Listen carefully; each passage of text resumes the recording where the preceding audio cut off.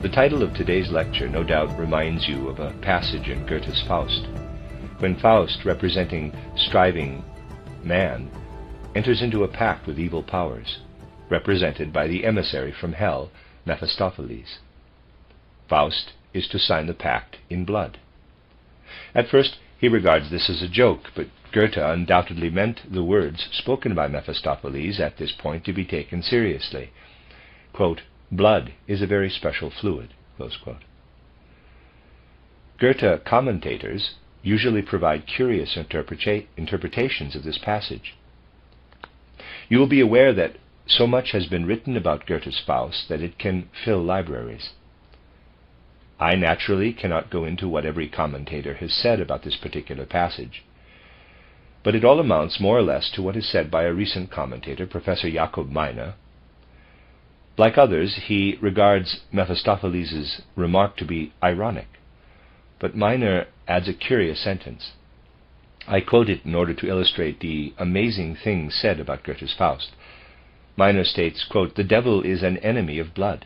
Close quote. He goes on to point out that as blood invigorates and sustains human life, the devil, being an enemy of the human race, must of necessity be also an enemy of blood. Meine is quite right when he further demonstrates that in sagas and legends, blood always plays the kind of role it plays in Goethe's Faust. The oldest version of the Faust legend clearly describes how Faust makes a slight cut in his left hand with a penknife, dips a quill in the blood in order to sign the agreement, and as he does so, the blood flowing from the wound forms the words, quote, "O man, escape." Close quote. This is all quite correct, but what about the remark that the devil is an enemy of blood, and for that reason demands the signature written in blood? Can you imagine anyone wishing to possess the very thing he abhors? The only reasonable interpretation of the passage is that Goethe, as well as earlier writers of Faust legends, wishes to show that the devil regards blood as especially valuable, and that to him it is important that the deed is signed in blood, rather than in neutral ink. The supposition must be that the representative of the powers of evil believes, or rather is convinced, that he will gain a special power over Faust by possessing at least a drop of his blood. It is quite obvious that Faust must sign in blood, not because the devil is his enemy, but because he wants to have power over him. The reason behind this passage is a strange premonition, that if someone gains power over an individual's blood, one gains power over the person. In short, the feeling is that blood is a very special fluid, and it is the real issue in the fight for an individual's soul between good and evil. A radical change must come about in our modern understanding and evaluation of the sagas and myths handed down since ancient times. We cannot go on regarding legends, fables, and myths as childlike folklore, or pretentiously declare them to be poetical expressions of a nation's soul. The poetic soul of a nation is nothing but a fantasy product of donnish officialdom. Anyone with true insight into the soul of a people knows with certainty that the contents of fables and myths, depicting powerful beings and wonderful happenings, is something very much more profound than mere invention. When, with knowledge provided by spiritual research, we delve into sagas and myths, allowing the mighty primordial pictures to act on us, we begin to recognize the profound ancient wisdom they reveal.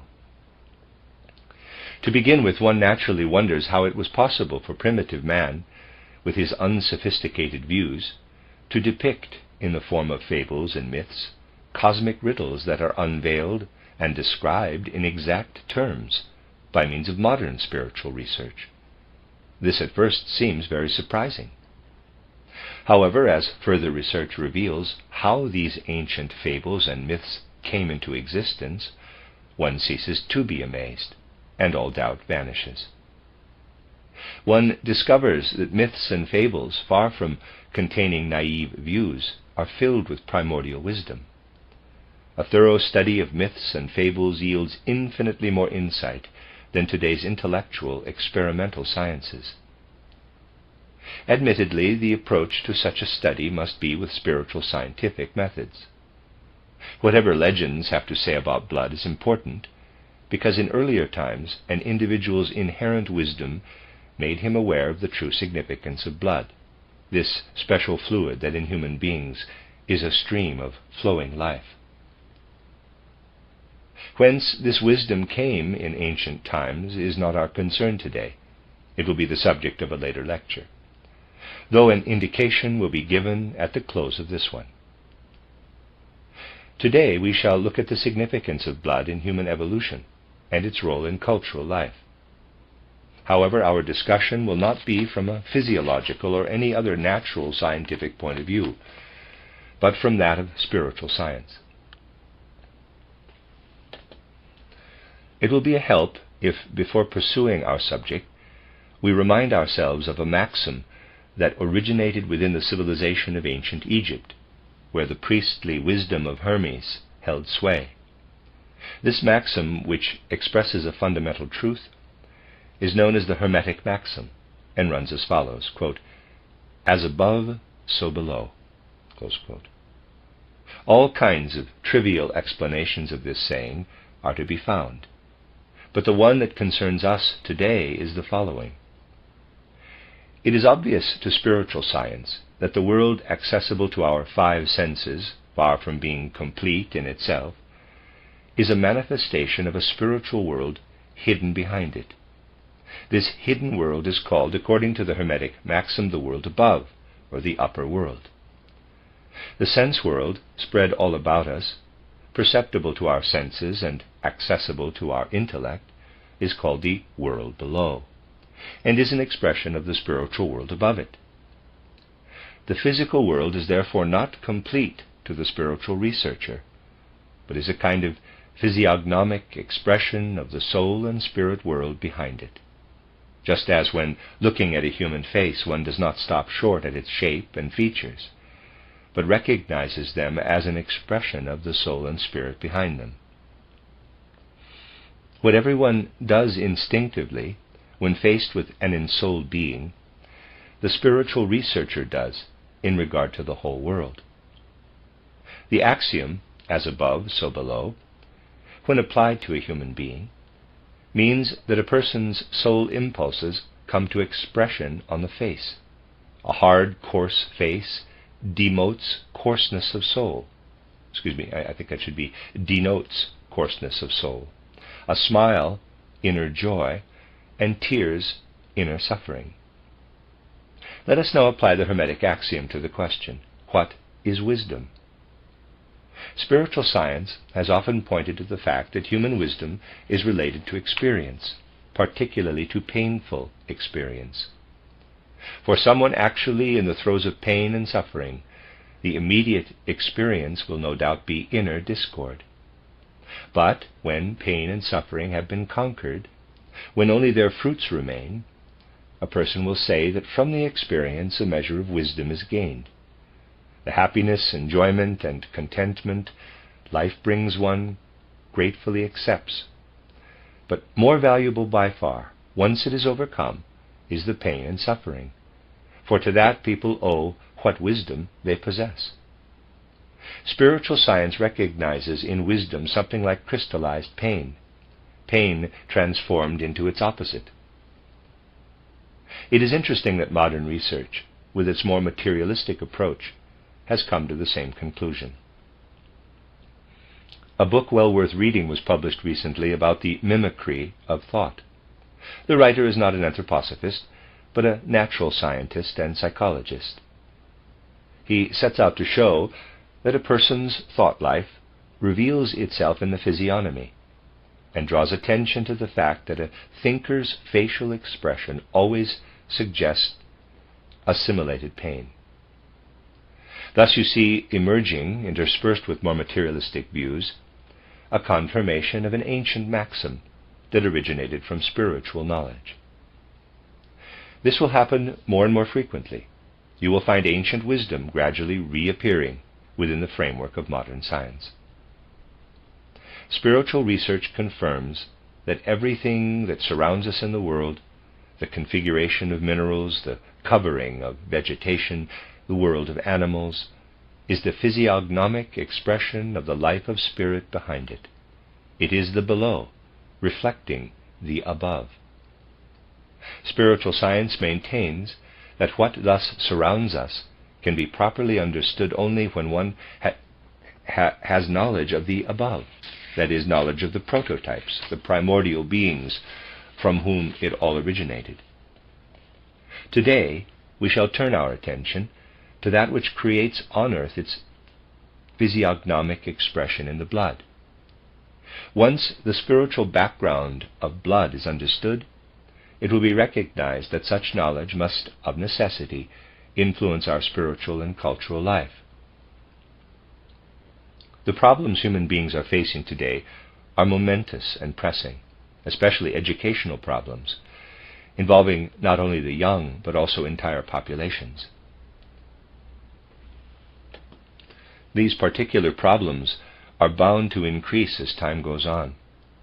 The great social upheavals taking place make this evident to anyone.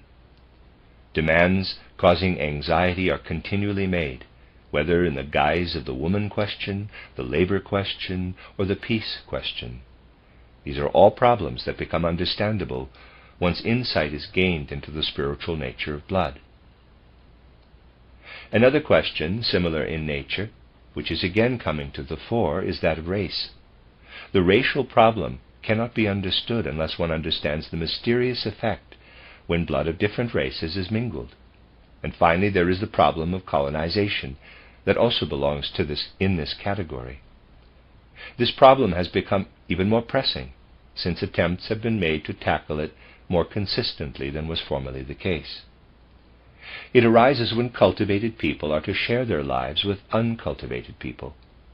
Certain questions ought to be asked when attempts are made to tackle the problem. To what extent is it possible for a primitive people to assimilate a strange culture? Can a savage become civilized? What here comes under consideration are vital and far-reaching questions of existence, not just concern about doubtful morality. It is unlikely that one will find the right way of introducing a strange culture to a people if it is not known whether it is on an ascending or descending line of evolution, whether this or that aspect of its life is ruled by its blood. When the significance of blood is discussed, all these things come under scrutiny. The physical composition of blood will be known to you from science in general. In humans, and also in the higher animals, blood is truly the stream of life. Our inner bodily nature is in contact with the external world through the fact that we absorb into the blood the life-giving oxygen from the air, a process by which the blood is renewed. The blood that meets the in-streaming oxygen acts as a kind of poison, as a kind of destroyer within the organism. This blue-red blood, by absorbing the oxygen, is transformed into red, life-giving blood through a process of combustion. This red blood, that penetrates all parts of the organism, has the task to absorb directly into itself substances from the outer world and deposit them as nourishment along the shortest route within the body. Humans and the higher animals must of necessity first absorb nutritive substances into the blood. Then, having formed the blood, absorb into it oxygen from the air, and finally build up and sustain the body by means of the blood. A knowledgeable psychologist once remarked that the blood circulating through the body is not unlike a second person, who, in relation to the one made of bone, muscle, and nerve, constitutes a kind of outer world. And indeed, our entire being constantly takes from the blood what sustains it, and gives back what it cannot use. One could say that a person carries in his or her blood a doppelganger, who as a constant companion furnishes him or her with renewed strength, and relieves a person of what is useless. It is entirely justified to refer to blood as a stream of life and compare its importance with that of fiber. What fiber is for the lower organism, blood is for the human being as a whole. The distinguished scientist Ernst Haeckel has probed deeply into nature's workshop, and in his popular works he quite rightly points out that blood is the last to develop in an organism. When tracing the stages of development in a human embryo, one finds rudiments of bone and muscle long before there is any indication of blood formation. Only late in embryonic development does formation of blood and blood vessels become apparent. This leads natural science to rightly conclude that blood made its appearance only late in world evolution, and that forces already in existence had first to reach a stage of development comparable to that of blood before they could accomplish what was necessary in the human organism. When, as embryos, human beings repeat once more the earlier stages of human evolution, they adapt to what existed before blood first made its appearance.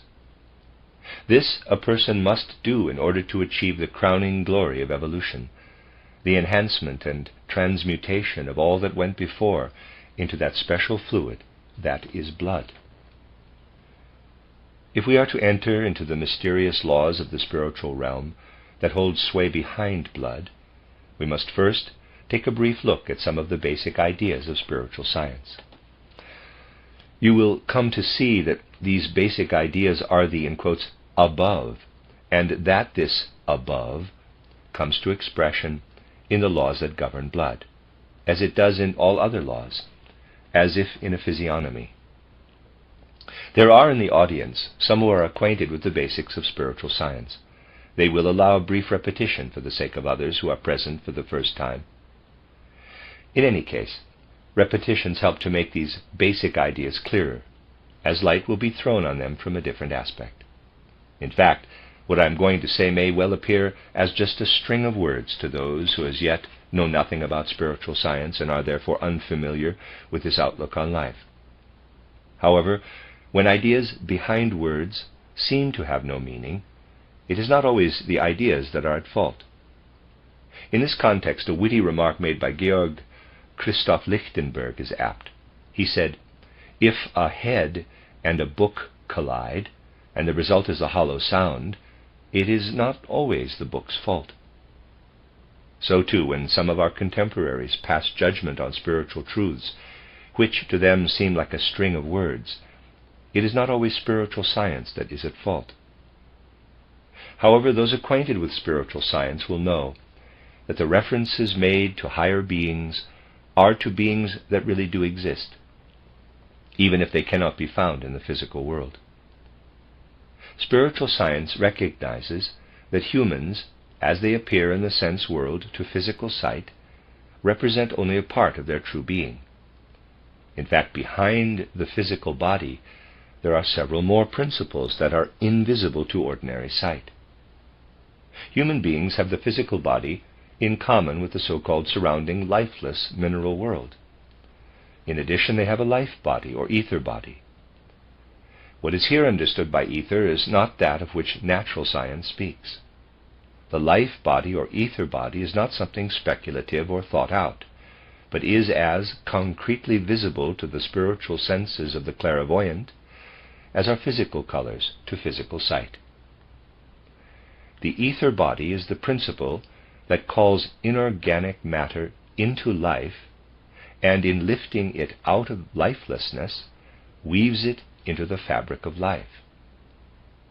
Do not for a moment imagine that the life body is something the spiritual investigator thinks into the lifeless. Natural science attempts to do that by imagining something called the principle of life into what is found under the microscope, whereas the spiritual investigator points to a real, definite entity. The natural scientist adopts, as it were, the attitude that whatever exists must conform to the faculties a person happens to have. Therefore, what he or she cannot perceive does not exist. This is just about as clever as a blind person saying that colors are nothing but a product of fantasy. the person to pass judgment on, something must be known who has experienced it, not someone who knows nothing about it. Nowadays one talks of ignorabimus and limits of knowledge. This is possible only as long as human beings remain as they are. But as spiritual science points out, we are constantly evolving, and once we develop the necessary organs, we will perceive, among other things, the ether body, and will no longer speak of limits of knowledge. Agnosticism is a grave obstacle to spiritual progress, because it insists that as human beings are as they are, their knowledge can only be limited accordingly. All that can be said to this is that then human beings must change, and when they do, they will be able to know things they cannot now know. Thus the second member of a person's being is the ether body, which one has in common with the vegetable kingdom. A human being's third member is the astral body. This name, as well as being beautiful, is also significant. That it is justified will be shown later. Those who wish to find another name only show that they have no inkling as to why the astral body is so named. In humans and animals, the astral body bestows on living substance the ability to experience sensation. This means that not only do currents of fluid move within it, but also sensations of joy, sorrow, pleasure, and pain. This capacity constitutes the essential difference between plant and animal, although transitional stages between them do exist. A certain group of scientists believes that sensation should be ascribed also to plants, but that is only playing with words. Certainly some plants do react when something approaches them, but it has nothing to do with sensation or feeling. When the latter is the case, an image arises within the creature in response to the stimulus. Even if certain plants respond to external stimuli, that is no proof that they experience inner sensation. The inwardly felt has its seat in the astral body. Thus we see that creatures belonging to the animal kingdom consist of physical body, ether or life body, and astral body. Human beings tower above the animal through a specific quality often sensed by thoughtful natures. In his autobiography, Jean-Paul relates the deep impression made upon him when, as a small child, standing in the courtyard of his parents' house, the thought suddenly flashed through his mind, quote, "I am an I, capital. I am a being who inwardly calls himself I," close quote. What is here described is of immense significance, yet generally overlooked by psychologists. A subtle observation will illustrate what is involved. In the whole range of speech, there is one small word that in its application differs from all others. We can all give a name to the objects in this room. Each one of us will call the table, table, the chairs, chairs. But there is one word, one name, that can only refer to the one who speaks it, the little word I. No one can call someone else I. The word I must sound forth from the innermost soul to which it applies. To me, everyone else is a you, and I am a you to everyone else. Religions have recognized that the I is that principle in us that makes it possible for the human soul to express its innermost divine nature. With the I begins what can never enter the soul through the external senses, what must sound forth in its innermost being. It is where the monologue, the soliloquy begins, in which, if the path has been made clear for the spirit's entry, the divine self may reveal itself.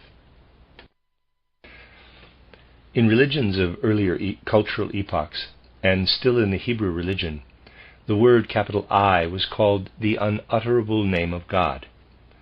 No matter how it is interpreted according to modern philology, the ancient Hebrew name for God signifies what today is expressed by the word I.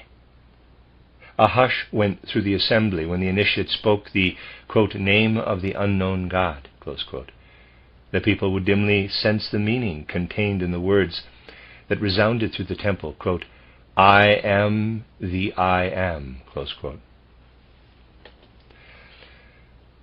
Thus the human being consists of physical body, ether body, astral body, and the I, or the essential inner being. This inner being contains within itself the germ of the three further evolutionary stages that will arise out of the blood. They are manas, or spirit self, in contrast to the bodily self, buddhi, or life spirit, and a human's true spiritual being, atma, or spirit man, which today rests within us as a tiny seed to reach perfection in a far-off future, a stage to which at present we can only look to as a far distant ideal. Therefore, just as we have 7 colors in the rainbow and 7 tones in the scale, we have 7 members of our being that divide into 4 lower and 3 higher. If we now look upon the 3 higher spiritual members as the above, and the 4 lower as the below, let us try to get a clear picture of how the above creates a physiognomic expression in the below as it appears to physical sight. Take first what we have in common with the whole inorganic nature, that is, that which crystallized into the form of a person's physical body. When we speak of the physical body, in a spiritual scientific sense, it is not what can be seen physically that is meant, but the combination of forces behind it that constructed this form.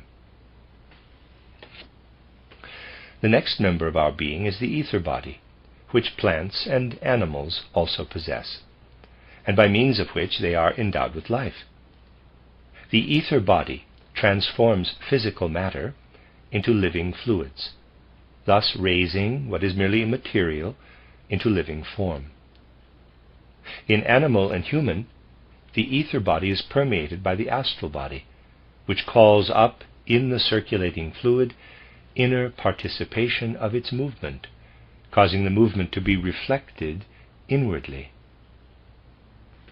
We have now reached the point where the being of humans can be understood, insofar as they are related to the animal kingdom. The substances, such as oxygen, nitrogen, hydrogen, sulfur, phosphorus, and so forth, out of which our physical body is composed, are to be found outside in inorganic nature. If the substances, transformed by the ether body into living matter, are to attain the capacity to create inner mirror images of external events, then the ether body must be permeated by the astral body. It is the astral body that gives rise to sensations and feelings, but at the animal level it does so in a specific way. The ether body transforms inorganic substances into living fluids. The astral body transforms living substance into sensitive substance. But, and of this please take special note, a being composed of no more than the 3 bodies is only capable of sensing itself. It is only aware of its own life processes. Its existence is confined within the boundaries of its own being. This fact is most interesting, and it is important to keep it in mind. Look for a moment at what has developed in a lower animal. Inorganic matter is transformed into living substance, and living mobile substance into sensitive substance. The latter is to be found only where there is at least the rudiment of what, at a higher stage, becomes a developed nervous system. Thus we have inorganic substance, living substance, and nerve substance capable of sensation. In a crystal, you see manifest certain laws of inorganic life. A crystal can be formed only within the whole surrounding nature. No single entity could exist by itself, separated from the rest of the cosmos. If we were to be transferred a mile or 2 above the Earth's surface, we would die.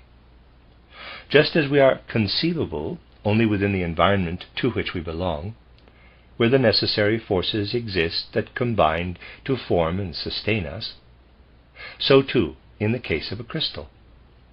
A person who knows how to look at a crystal will see it as an individual imprint of the whole of nature, indeed of the whole cosmos.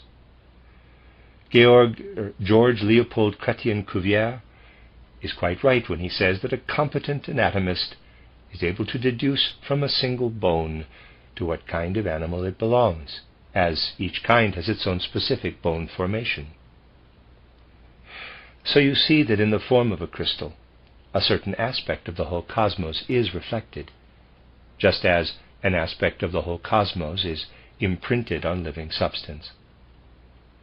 The fluid circulating in a living creature is a small world that mirrors the great world. When substance possesses not only life, but also experiences inner sensation, it mirrors universal laws. It becomes a microcosm that dimly senses within itself the whole macrocosm. As the crystal is an image of cosmic form, so is sentient life an image of cosmic life. The dullness of consciousness in simple creatures is compensated by its immense range, for mirrored in it is the whole cosmos. The constitution of humans is simply a more intricate structure, composed of the three bodies already found in simple sentient creatures. If you consider people while disregarding their blood, you have beings built up from the same substances as those to be found in their environment. Like the plant, human beings contain fluids that call mineral substances to life, which in turn incorporate a system of nerves. The first nerves to appear are those of the so-called sympathetic nervous system. In humans, it extends along both sides of the vertebral column, forming a series of knots from which it branches out and sends threads to the various organs, the lungs, the digestive tract, and so on. In the first instance, the sympathetic nervous system gives rise to the kind of sentient life just described. But a person's consciousness does not reach down far enough to experience the cosmic processes it mirrors. The surrounding cosmic world, out of which the human being as a living being is created, mirrors itself in the sympathetic nervous system. There is in these nerves a dull inner life. If human beings could dive down consciously into the sympathetic nervous system, while the higher nervous system fell asleep, they would behold in a world of light the workings of the great cosmic laws.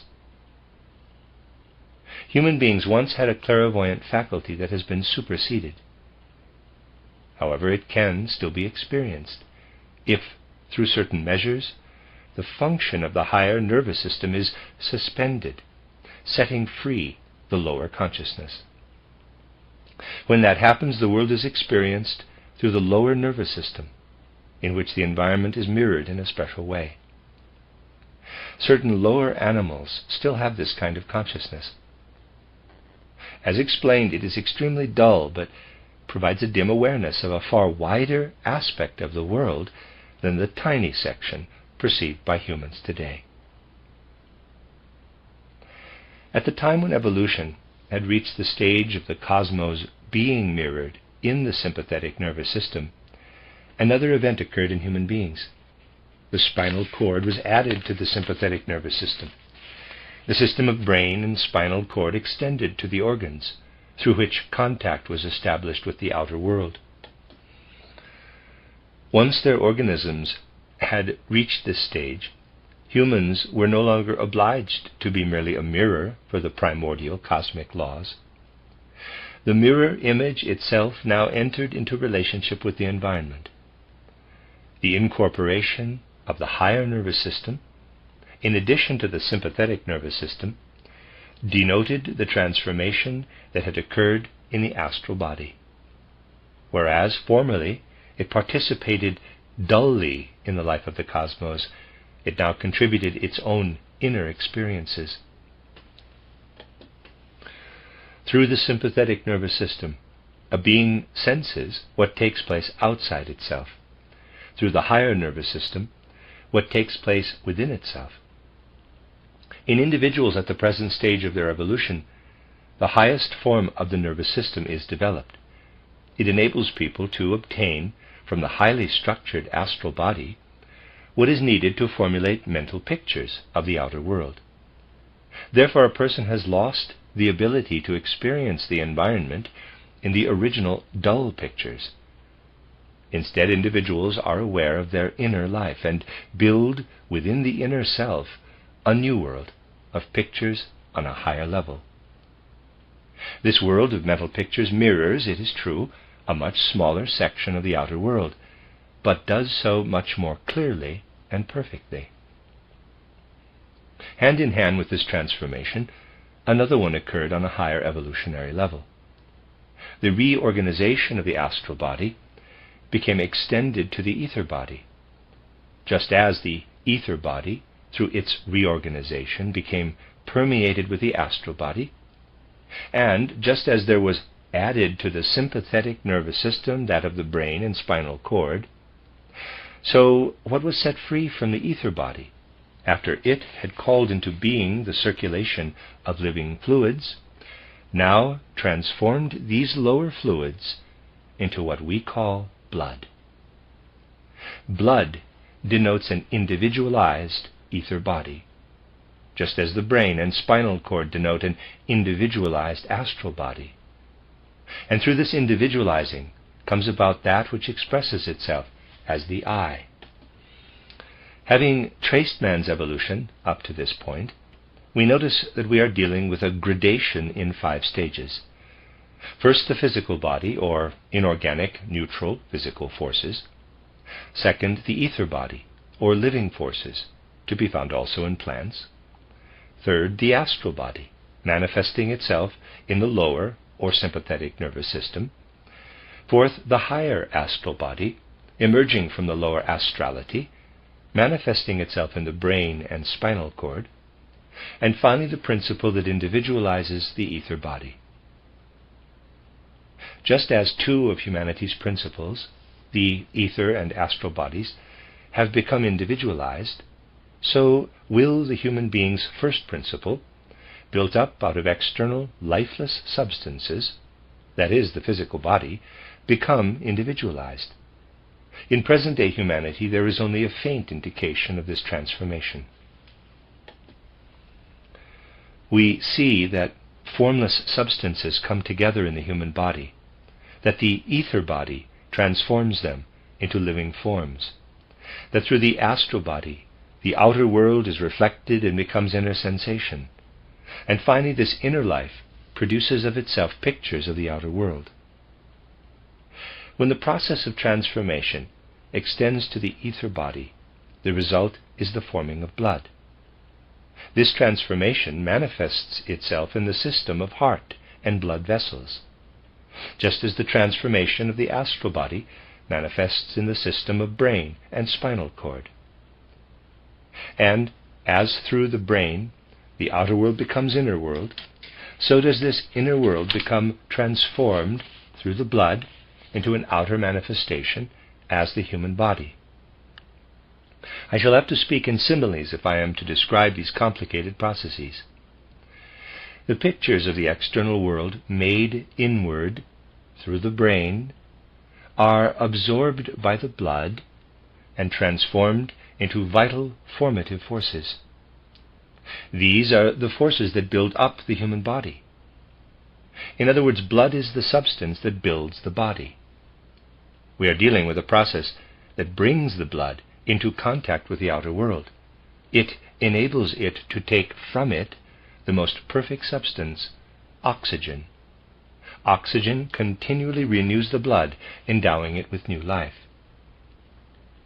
In tracing human development, we have followed a path that leads from the outer world to humanity's inner world and back to the outer world.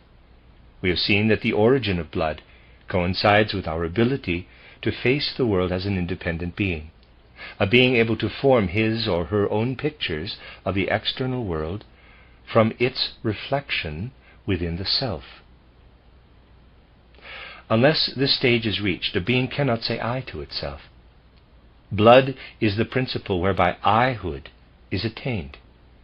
An I can express itself only in a being who is able independently to formulate the pictures the outer world produces within the self.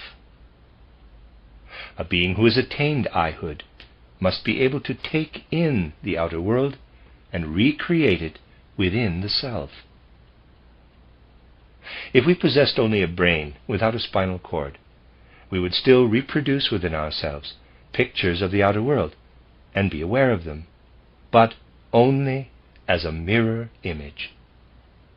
It is quite different when we are able to build up anew what is repeated within ourselves. For then what we thus build up is no longer merely pictures of the outer world, it is the I. A being who possesses brain and spinal cord will not only mirror the outer world, as does a being with only the sympathetic nervous system, but will also experience the mirrored picture as inner life. A being who in addition possesses blood will experience inner life within the self. The blood, assisted by oxygen taken from the outer world, builds up the individual body according to the inner pictures. This is experienced as perception of the I. The I turns its vision inward into a person's being, and its will outward to the world. This twofold direction manifests itself in the blood, which directs its forces inward, building up a person's being, and outward toward the oxygen. When humans fall asleep, they sink into unconsciousness because of what the consciousness experiences within the blood. Whereas when they, by means of sense organs and brain, form mental pictures of the outer world, then the blood absorbs these pictures into its formative forces. Thus the blood exists midway between an inner picture world and an outer world of concrete forms. This becomes clearer if we look at two phenomena. One is that of genealogy, that is, the way conscious beings are related to ancestors. The other is the way we experience external events. We are related to ancestors through the blood. We are born within a specific configuration, within a certain race, a certain family, and from a certain line of ancestors. Everything inherited comes to expression in our blood. Likewise, all the results from an individual's physical past accumulates in the blood, just as, within it, there is prepared a prototype of that person's future. Consequently, when the individual's normal consciousness is suppressed, for example under hypnosis or in cases of somnambulism or atavistic clairvoyance, a much deeper consciousness becomes submerged. Then, in a dreamlike fashion, the great cosmic laws are perceived. Yet this perception is, nevertheless, clearer than that of ordinary dreams, even when lucid. In such conditions, all brain activity is suppressed, and in deep somnambulism, even that of the spinal cord. In this condition, what the person experiences is conveyed by the sympathetic nervous system. The individual has a dull, hazy awareness of the whole cosmos. The blood no longer conveys mental pictures produced by the inner life through the brain. It only conveys what the outer world has built, including everything inherited from the ancestors. Just as the shape of a person's nose stems from his or her ancestors, so does the whole bodily form. In this state of consciousness, a person senses his ancestors in the same manner that waking consciousness senses mental pictures of the outer world. A person's blood is haunted by his ancestors. He dimly participates in their existence. Everything in the world evolves, also human consciousness. If we go back to the time when our remote ancestors lived, we find that they possessed a different type of consciousness. Today, during waking life, we perceive external objects through the senses and transform them into mental pictures that act on our blood. Everything a person experiences through the senses is working not only, everything a person experiences through the senses is working in not only his blood, but also in his memory. By contrast, a person remains unconscious of everything bestowed by ancestors, We know nothing about the shape of our inner organs. In the past, all this was different. At that time, the blood conveyed not only what it received from outside through the senses, but also what existed in the bodily form. And as this was inherited, we could sense our ancestors within our own being. If you imagine such a consciousness enhanced, you will get an idea of the kind of memory that corresponded to it. When our experiences are confined to what can be perceived through the senses, then only such sense-perceptible experiences are remembered. A person's consciousness comprises only his experiences since childhood. In the past, this was different, because the inner life contained all that was brought over through heredity. A person's mental life depicted ancestors' experiences as if they were his own. A person could remember not only his own childhood, but his ancestors' lives, because they were contained in the pictures absorbed by his blood. Incredible as it may seem to the modern materialistic outlook, there was a time when human consciousness was such that an individual regarded both his and his forefathers' physical experiences as his own. When someone said, quote, "I have experienced," close quote, he referred not only to personally known events, but also to events experienced by his ancestors. It was a dim and hazy consciousness, compared with modern human waking consciousness, more like a vivid dream. However, it was much more encompassing, as it included not only his own life, but the lives of ancestors. A son would feel at one with his father and grandfather, as if they were sharing the same I. This was also the reason he did not give himself a personal name, but one that included past generations, designating what they had in common with one and the same name. Each person felt strongly that he was simply a link in a long line of generations. The question is how this form of consciousness came to be transformed into a different one. It happened through an event well known to spiritual historical research. You will find that every nation the world over describes a significant moment in history when a new phase of its culture began, the moment when the old traditions began to lose their influence, and the ancient wisdom that had flowed down the generations via blood begins to wane. Although the wisdom still finds expression in myths and sagas. A tribe used to be an enclosed unit. Its members married among themselves. You will find this to be the case in all races and peoples. It was a significant moment in the history of mankind when this custom ceased to be upheld, the moment when a mingling of blood took place, through the fact that marriage between close relations was replaced by marriage between strangers.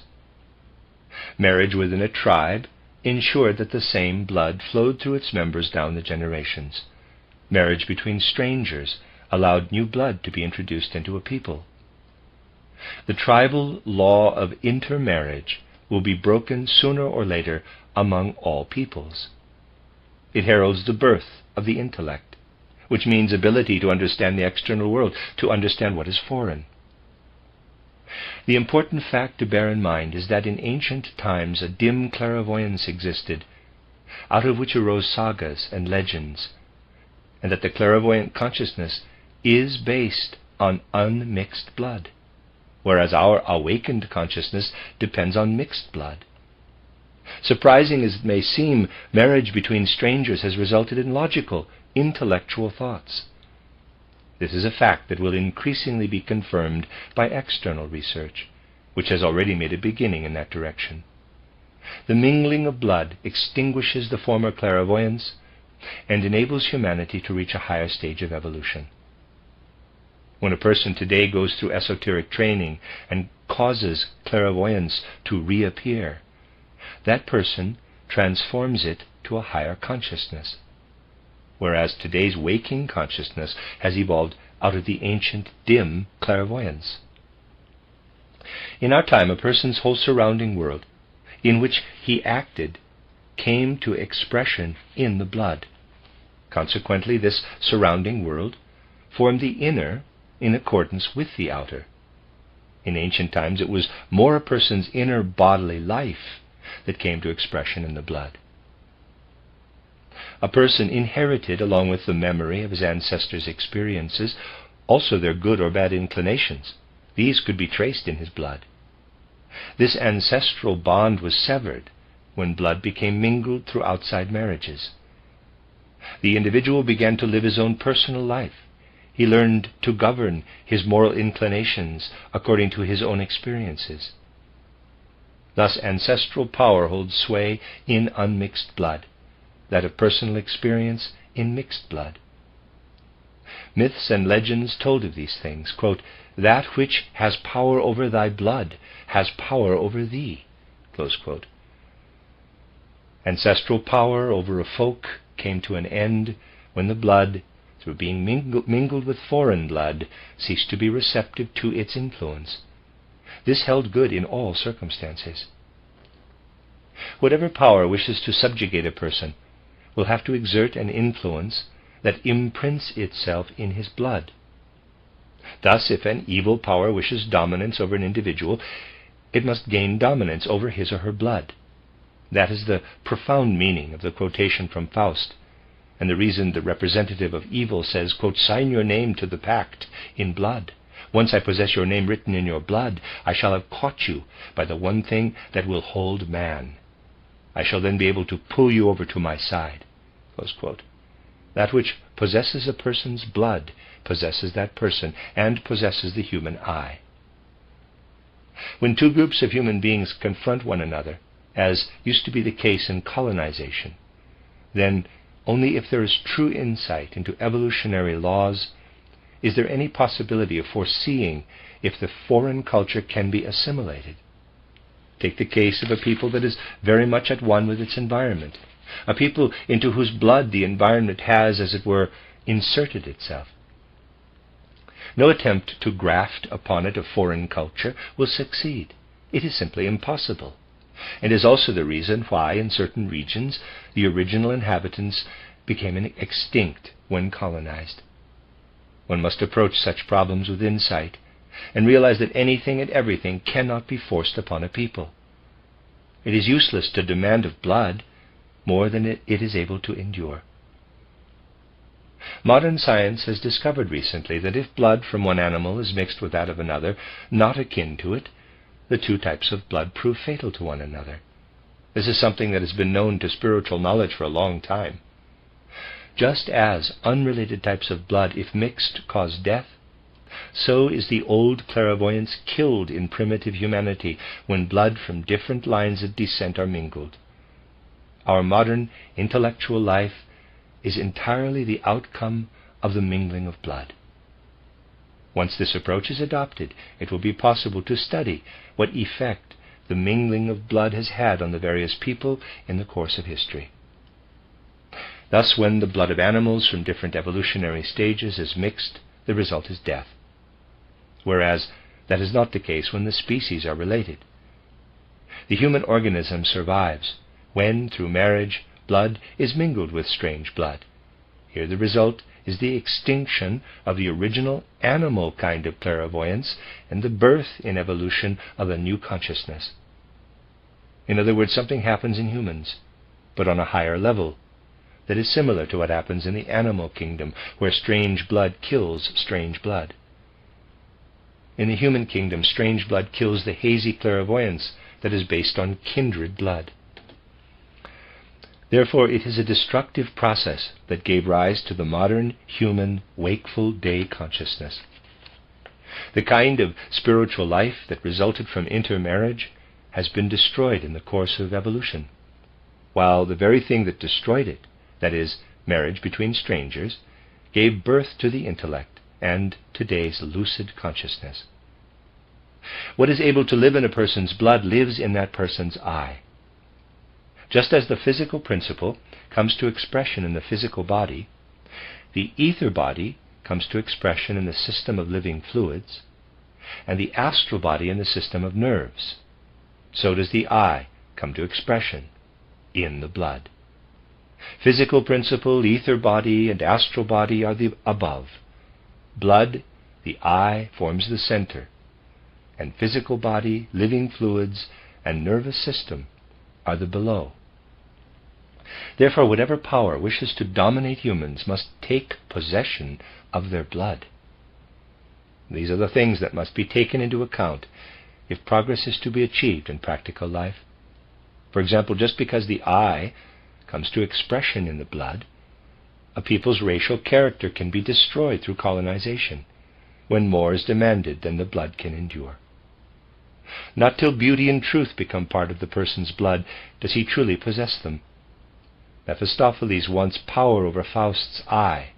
That is why he seizes Faust's blood. So you see that the quotation, which is the leitmotif of this lecture, arose out of profound knowledge. Blood is, indeed, a very special fluid.